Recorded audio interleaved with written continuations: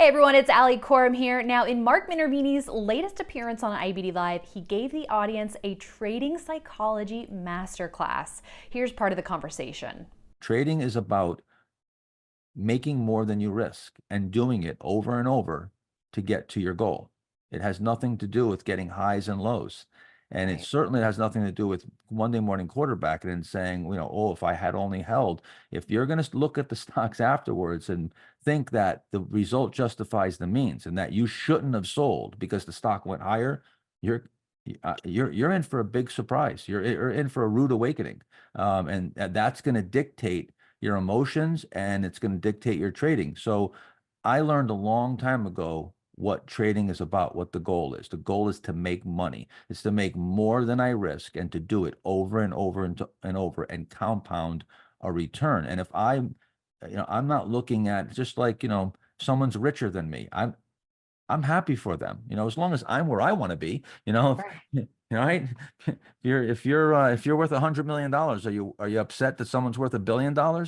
So I use that logic that, I accomplished my goal. If I Right. sold Bitcoin right now and I made 40% on my money in 15 days and I risked, let's call it 8%, if I do that over and over, you do that over and over, you're going to be very wealthy. You're going to be very wealthy. You won't have to worry about getting Bitcoin to go up to 100,000 if you do that over and over.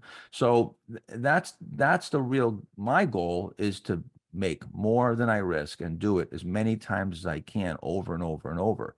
And so I don't even think about that. Like it says, I have no most of the time, I don't even know if that happens. I'm not looking way later on and seeing, oh, I forget that I even bought that stock at that particular point. So it just Right. doesn't even, yeah, it has no place in my psychology whatsoever. Because I think the alternative is it actually may backfire because if you think, oh, I got to keep holding it so that way I don't sell too soon. I would much rather sell too early than too late, Absolutely. So those are your Absolutely. choices. Yeah. Yeah. If Seems you're like a not, pretty if you're easy not one. selling early, you're selling late. That's Yeah, because Yeah. you're never going to sell perfect. Very seldom are you ever, if you're counting on selling perfect and later on feeling good about the trade. If you think you're going to feel good about a trade afterwards, again, you haven't been trading long enough. You don't understand. And here's the psychology. You buy a stock, right? It goes down and you take a loss, right? You take a loss. Let's say 5%. Let's say you lost $2,000. The next day it gaps up. It goes up, and you would have made $25,000 if you held. How do you feel? You feel terrible, right? I Mhm. I should have held it. Oh my God, I got scared out. I got shaken out. You feel terrible. So let's take the same exact scenario. You lose $2,000 today. Tomorrow it gaps down, and you would have lost $25,000. How do you feel now? Right. Now you feel great. Same exact loss. Yeah. Nothing changed. Right. Nothing changed except Monday morning quarterbacking it and looking at the result changes all your emotions change. See, but that we don't trade after the fact. Mhm. We trade in real time. You have to manage risk in real time. Hindsight it doesn't mean anything. We're not trading in hindsight. We're trading in real time. So when you look in hindsight, it's an illusion. It's what they call fugazi. It's a fugazi. It's a fake. It's not has no place in your psychology. So don't even consider it. Now that doesn't mean you shouldn't do post analysis and Right. see, hey, am I habitually selling too early? Like, am I leaving money on the table without taking much more risk? Maybe you're always selling too soon, and stocks are not giving you any reason to sell. They're not extended. They're not doing anything wrong. So that is a different story. That doesn't mean you don't do post analysis and you go, but it does mean that just because you sold a stock and it turned back up, stock goes down today on earnings and it gets clobbered and it's down 15%, blows through your stop, you get knocked out. Tomorrow it gaps up on a takeover report. Yeah. Does Palo that Alto may mean be a good example. I'm does sure there that are mean that folks you who that you felt, did a bad thing, that you made a yeah. mistake? No, no, because you could only deal with what's happening in real time. You're playing poker. The cards come out of the deck. You're making your decision on that current hand. You fold a hand, you fold a pair of sixes. Now on the river, a six comes out and you would have won. The odds were the odds at the time. That card coming out, no one could have known that. So we're trading with probabilities, and you've got to learn to train your brain to focus on what's important. What is the actual goal? The goal is to make money. And that's where, I mean, Mark, I'm sure Reminder. the benefit that you have in kind of not getting torn up by those stocks that go up is you're looking at your equity curve. You know, you're looking at the culmination of all your decisions, not just that one.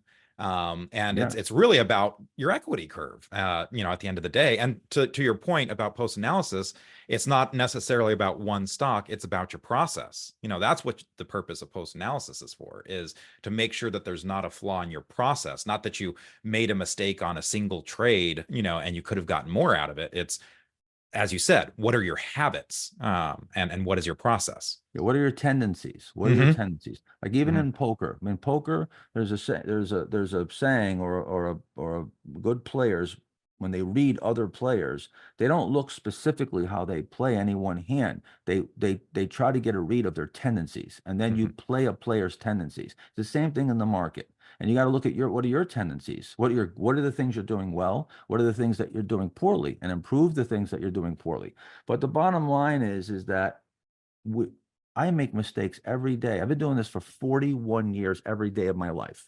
I've been sitting in front of a screen watching tickers blink for 41 years. And still I make thousands of mistakes, and I never get it perfect, almost never. So it's a fruitless chase. Right.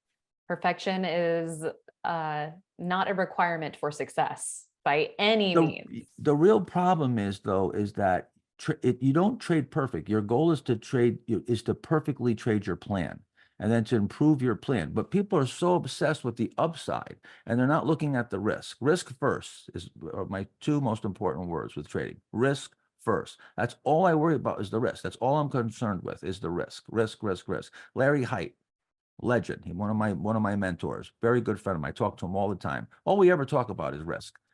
Managing risk, techniques for managing risk, and managing volatility. That is, we don't ever talk about upside.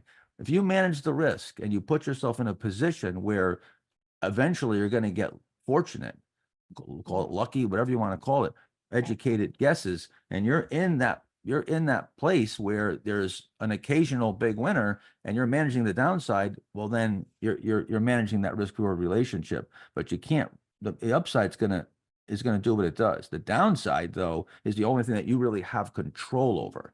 That's the only part. Once you buy a stock, it goes into the hands of the stock gods. What it does, you don't have any control. You only have control of how much you buy, what you buy, when you buy and sell. That's it. Everything else, you don't have any control.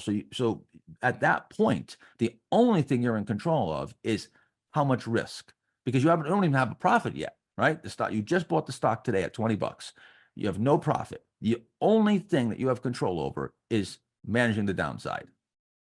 So you have to make best use of what you control, and the things that you don't control. This is the key to my success, is the things that I don't control, I don't rely upon. I make it so my reliance doesn't rely too heavily upon the things that I don't control, and I utilize the things that I do control, and I rely upon that. That's how you build a strategy. Now, I really hope you enjoyed that clip from IBD Live, and I want to hear from you. What are some of the things that you think you should be working on when it comes to trading psychology? Sound off in the comments below. And be sure to subscribe to my channel so you can stay up to date when I drop new videos.